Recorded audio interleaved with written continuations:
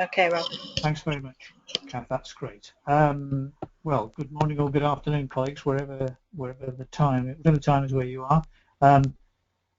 This is a second recording of the initial orientation webinar for the Professional Development Award that we're running the second cohort for. The reason we're having to do it again is that the original recording was beset with really substantial difficulties, such that we don't think it's really very usable in its current form. So the risk now is that you won't have the richness of contributions from John Peters, from Steve Outram, and indeed from Janet Strivens. It's just myself, Rob Ward, here at CRA. The upside, I guess, is that you won't also have all the problems of trying to make sense of the original recording. Having said that, we'll give you the link to the original recording in a minute, so if you want to, you can have a listen in to the earlier efforts. In terms of starting off then, this award was developed very much as a bottom-up kind of process. At the first National Tutoring Seminar, part of that meeting was devoted to thinking about practice in these areas and what constituted emerging practice, good practice, practice we wanted to promote. And out of that, a set of learning objectives was developed and distilled, and through a process which lasted the best part of the year, that went through the SEDA accreditation process, and now it's part of the SEDA Professional Development Framework. And very much accords, therefore, to the SEDA requirements in terms of values, in terms of generic learning outcomes, and in terms of specific learning outcomes that link directly to the area of personal tutoring and academic advising, which is purposefully chosen as a broad focus to reflect the range of practice in different institutions. That's where we started out, and as we've gone along, of course, tutoring has become a significant dimension in institutional thinking. It's significant in the context of the TEF, the notion of targeted support for learning, and we've had some debates about whether the older model of pastoral care, a personal tutor kind of arrangement is still the one to be focusing around, or whether institutions that have developed systems are talking much more about personalised provision rather than personal provision, and there's some debate to be had about that.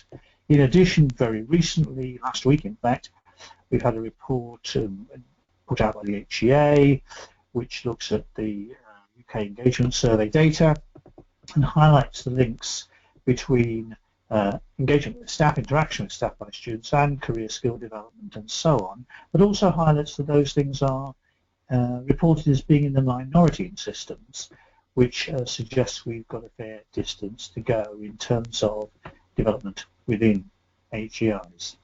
Two links at the bottom of that page you've got. The first of them is to the website, which contains all the documentation for the award. I'll come back to that in a minute or so. And the second relates to the original recording that you can get access to if you so desire. The award, as we've developed it then, and we'll look at some particular aspects in a minute, is quite complicated.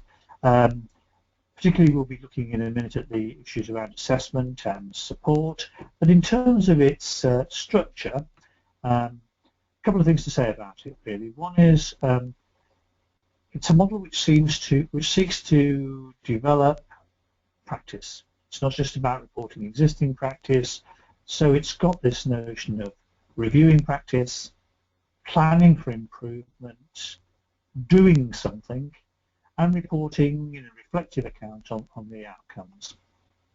And there are three ways into it, and I think everybody in the cohort will be in one of these three contexts. There's the first two are, if you like, directly CRA supported. And that's for individual candidates from individual institutions, therefore just one person per institution, or a group, but receiving their support from CRA mentors. And in that case, the top of that slide gives you the structure, which is that we'll be providing from the CRA team individual support, a named tutor, and our job in a sense is not only to mentor, but it's also to provide formative feedback. So we'd be happy to respond to your initial work, your continuing work, and so on. Our job is also to make sure there are opportunities for peer collaboration, and we'll be talking a bit about that as we go along. And last but not least, we'll give you feedback as we go, and that will include work that might need to be developed further in order to meet the requirements of the award. In addition, as I've indicated already, there's a range of materials, and we'll talk a little bit about that in a minute as well, that's on the CRA Weebly site.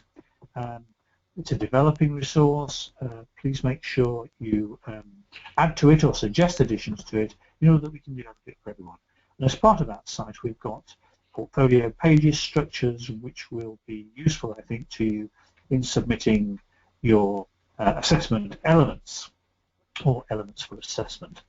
Then there's an alternative model which some institutions are looking at, which is where the mentoring is provided locally. That allows institutions to reduce their costs, but we're still interested in making sure you have a consistency of experience. So we're including in that model access to this briefing, we're including access to the Weebly website and the portfolio elements, and we're including formative feedback from one of the team, just to make sure that, as it says here, there are no nasty surprises at the point of submission. So that's the structure in terms of support. In terms of moving into the resources, that's what the current website looks like, and you should have received from Kath in the office a way of logging into this website. It's a password protected site, so once you've logged in once, you will need to set a password for yourself, and it contains a range of resources. It provides access, hopefully in a simplified way, to literature, and it will also link to institutional websites which give you access to policy and practice within HE. So that's the focus of the website. Please make use of it. It's intended as a resource we can develop, which will be useful to us all. In terms of the assessment tasks, which is what I guess people are particularly focusing around, there's a section on the Weebly site which does address that. Just to point out that there are a range of ways of handling this. You can devise your own means of reporting on the assessment tasks if you want to, as a Word document.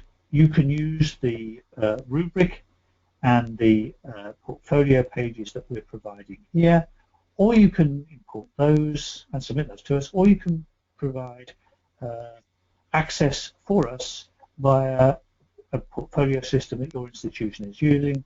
In cohort 1, we've got several models, we've got 3 of those models. Some people are using their own recordings in their own way. Some people are using the structure we provide and making use of that as a Word document, and some are using their portfolio system in their institution, providing you can give us access. So we have to be able to see that portfolio, you have to be able to share it with us, both the mentor and the assessors, including the external assessor, because the scheme has an external assessor. And you'll also see there the different tasks listed. We will, after this webinar, send you a link to the recording and an outline of the assessment tasks. But if you go into the Weebly site, you can get access to each of them. And each of them is described in some detail, and a portfolio page is provided for you to make use of. Task 1, then, as I indicated, is around this review element, the notion of focusing on the roles you currently undertake, the institutional policies that underpin those roles, and some discussion by you with reference to the literature as appropriate of what seems to be working well and maybe areas for development. There's an issue there about moving on from that to a planning process, identifying your professional development goals, your priorities, your directions, and setting that in terms of SMART targets as a basis for the tasks you're going to tackle over the period of the award. There should be 4 of those, so we're now into tasks 3 to 6. They're the doing tasks, and as it says here on your screen, 4 activities, which 2 should relate directly to work with students. Now, students can be broadly defined. So, for example, if you have a staff development role or a tutor development role, your students might be staff colleagues, they might be student mentors in a particular peer mentoring scheme, they might be individual students for whom you are the personal tutor, the academic advisor, or who work in other ways with you to develop their thinking and their experience in HE. And that can be in a group setting, as it says, or it can be on an individual basis. But it's actually taking place during the current academic year, which is the period covered by the award. And again, there's a rubric for each of those tasks. So 2 of them at least, therefore, with students. 2 can be tasks which relate to other activities that take practice forwards. Then there's a final task, and that has 2 elements to it, really. The notion of a reflective final account. That's the review and present element. Pulling things together, looking at reflection on problems and how they were overcome, and thinking about what comes next. So there's a future dimension there too. And also including with that, the self-assessment checklist, which gives you a chance to review your portfolio and make sure all the elements are present. So you're handing that to us with what we're calling here the pre-submission version of your portfolio. And the aim there is for you to be clear that everything is present, and for us to be clear when we review the portfolio that we can find the evidence quickly and we can confirm your judgments, or we can come back to you if there's anything else to develop. As I mentioned, you should have received a login for the site, so you will be able to get into these once you change your once you log in and set yourself a password. You will have access to this site.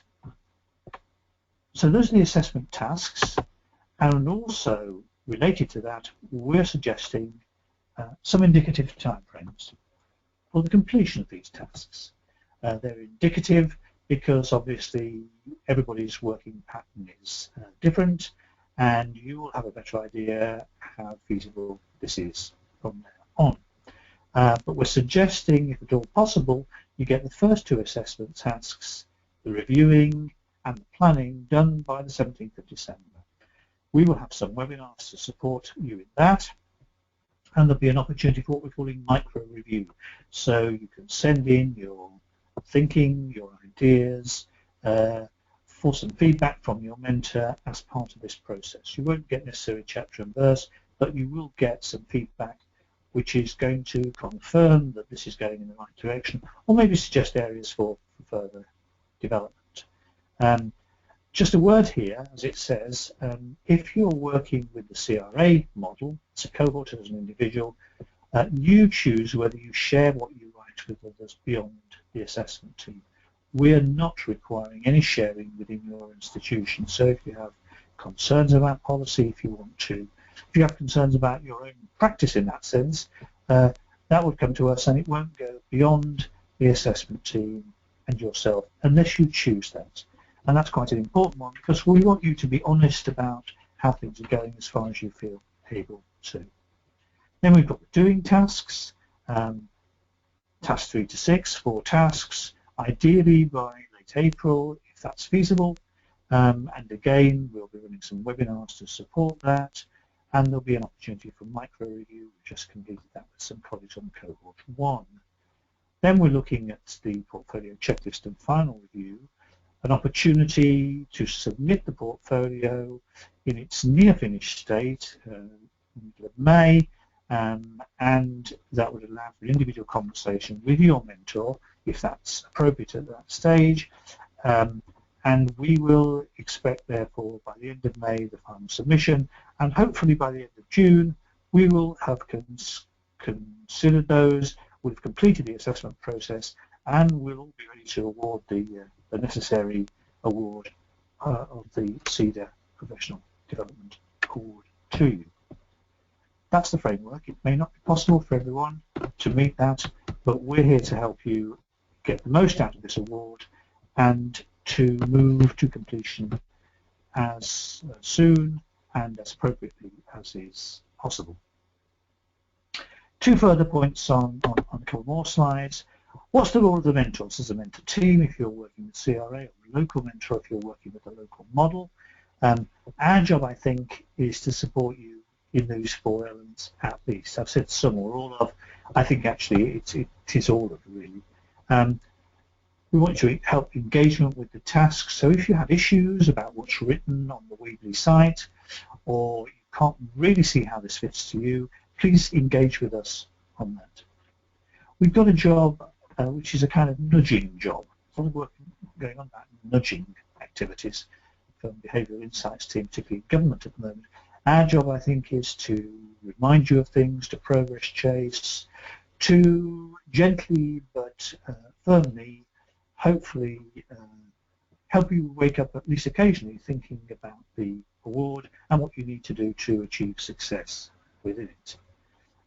We want to convene meetings, and I'll come to that in a minute. We want to provide online support where appropriate.